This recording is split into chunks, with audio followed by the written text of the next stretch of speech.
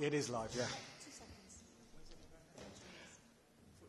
Good afternoon, all, and welcome to the first Cabinet of a new financial year, and me as leader. There'll be two changes to Cabinet and how it works, one of which we're just getting used to right now, which is I won't be sitting in the top chair anymore. I'll be sitting with my colleagues in Cabinet because we're a team and we face the issues as a city, as a team. So I wanted to change how that looks. And secondly, you'd be all pleased to know that it won't be me speaking all the time. For the relevant Cabinet responsibilities, the Cabinet member themselves will talk about the said item, and I will add any additional items to that if I so wish. So without further ado, we'll proceed with the meeting to apologies.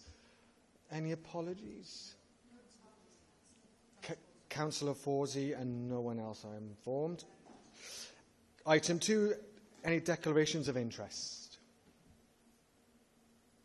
I can't see any, so as and when if someone realises they need to declare one. Item 3, minutes from May 24 Cabinet. Can it be moved to confirmation as a true record? We have a 2. Brilliant. Great. Moving on to agenda item 4, which is the Corporate Safeguarding Annual Report. Councillor Laura Lacey. Thank you, Leader.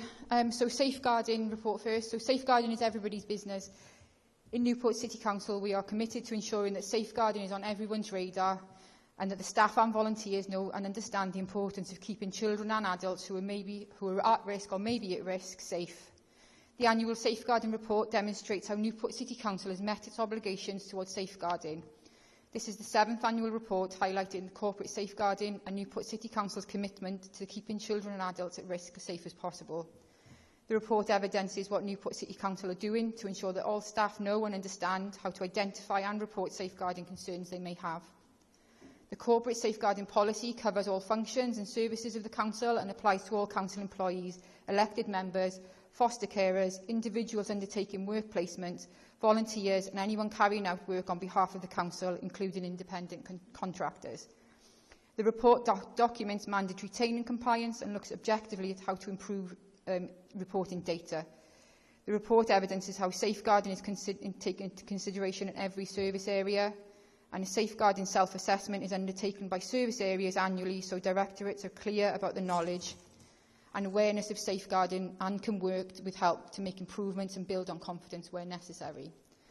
So in conclusion, I ask that the Cabinet consider the annual corporate safeguarding executive summary report to scrutinise and review the progress of the key priority work plans for both corporate safeguarding arrangements and safeguarding self-assessment findings for the whole Council, and determine if it wishes to make any comment, recommendation or regarding the report and how the Council is managing its corporate safeguarding. Thank you. Thank you, Councillor Lacey. Any questions, colleagues, for Councillor Lacey? No. Thank you very much. Shall we move the item? All those for? Great, thank you. Move on to agenda item 5, Director of Social Services Annual Report. Again, Councillor Laura Lacey. Thank you. So, Director of Social Services Annual Report. The Strategic Director, as a designated Director of Social Services, has a statutory duty under the Social Services and Wellbeing Wales Act 2014, an amendment by the Regulation and Inspectorate of Social Care Wales Act 2016 to produce an annual report to the Council. The report must set out the personal assessment of our Director of Social Services of the performance of social services in delivering its social care functions during the preceding 12 months. This report covers the period for 23-24, a mixture of case studies and examples from staff to demonstrate the work social services was well received this year, so the Director has used a similar methodology. The data will support quantitative materials is available in the appendices. And I will read out a case study shortly because I think it's important to understand how above and beyond our staff go on a lot of occasion. The report covers a period, delivering the safe and effective services in order to support our most vulnerable citizens is a daily balance of staff, risk, independence and care. Despite the significant issues and challenges of 23-24, the Director of Social Services is satisfied that the Council continue to comply with its statutory duties. Social services staff were able to look beyond the relentless demands and still deliver innovation, continued development of services and indeed excellence. So I'm just going to refer to a case study that is in the report.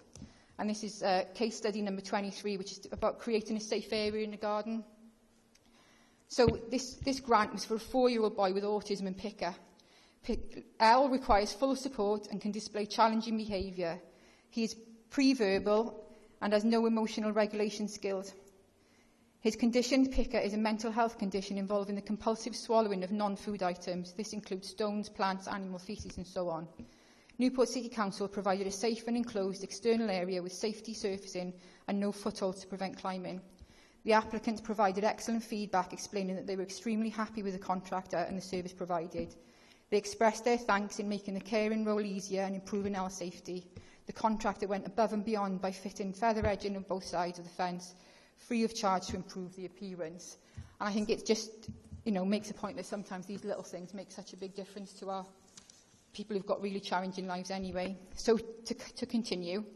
So as the incoming Cabinet member, I would like to thank Councillor Jason Hughes and Councillor Stephen Marshall for their commitment, contribution and due diligence as the previous Cabinet members. The report to the Director of Social Services provides an annual overview of the work across adults, children and prevention and inclusion, and the case studies give us a mere snapshot of the work across Newport and our most vulnerable citizens.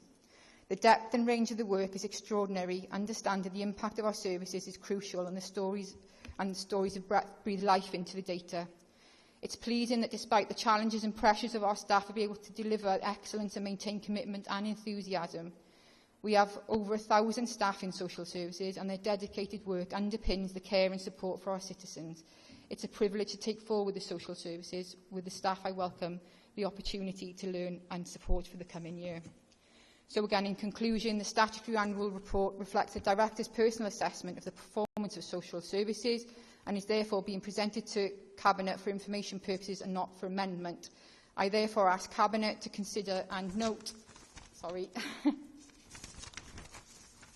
the contents as required by Social Services and Wellbeing Act 2014. Our Director of Social Services emphasises throughout the report the commitment and enthusiasm and determination of staff to deliver the best possible services, and I would like to thank staff for their outstanding work during this period and continued efforts to deliver social care across the city. Thank you. Thank you, Councillor Lacey. Colleagues, any questions for Councillor Lacey or comments? No, I would... Councillor Corton, sorry. Is that your hand up? No, I don't have a hand up. I think I'm having a moment. I think my computer's having a moment. Don't worry. No hands. No problem, Councillor Corton. I would like to thank also Councillor Jason Hughes and Councillor Stephen Marshall for their tremendous work over the last 2 years. They've done a great job, and I wish them all the best in the future outside of Cabinet. And I'd like to welcome Councillor Laura Lacey to the role, and I know she'll do a tremendous job, and heart's in the right place, and I think she was the right person for this job, and I'm sure she'll drive the service forward. And I was very lucky enough to meet the head of the Prevention and Inclusion team this morning and had a good chat. And I want to put it on record what a great job they do for many vulnerable citizens across this city. The people that need us and the council the most. And it's sometimes a thankless job, an unrelenting job, and they deserve all our praise and all our credit, and we wish them every success, and I will do what I can as leader, and this Cabinet will do all we can as well to support them going forward. And I believe, is this the last annual report of our Director of Social Services? I thought it would be in the notes, but it's not, so good try. I want to say thank you for everything. I know many colleagues who've worked with Sally Ann longer than I have, but even I know what an amazing job you have done on a service that we all know is one of the toughest, if not the toughest service in local government, dealing with one of our, people who really need our help, even if they don't want it. And, particularly around children's services, people who have had a rough start in life and need that support and need that care and need that guiding hand. And you've led us, and you've led your staff, your team and this council through different administrations and different cabinet members. And you've done an amazing job, and I want to put that on the record.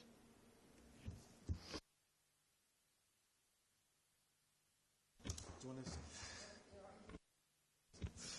to... Okay, on that note, should we note the recommendations, or do we need to pass it, Mike? Resolve to note. Everyone happy with that? Everyone content?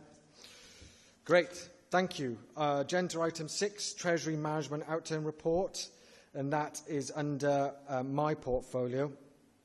The purpose is to, as we always do, report Treasury activities undertaken in the financial year 23-24. It outlines our borrowing, our investment activities, and all the facts around compliance and the prudential indicators, and the forthcoming outlook in the financial year and in the medium term.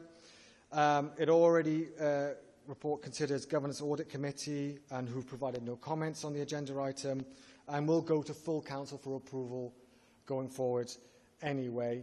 There are further key points that I won't go over through now because I'll go through it in council, but all the facts are there in the public domain for anyone who wishes to look over them and study them and provide any questions for me going forward. Any questions, Cabinet colleagues? Okay, I ask that the Cabinet note the Treasury Management Report for activities period 23-24 and move it. Everyone content? And online? I'll take that as a yes. Okay, moving swiftly on to agenda item 7, work programme. I just move that the Cabinet accepts the work programme going forward. Cabinet content? Great. I there conclude the meeting. Thank you very much.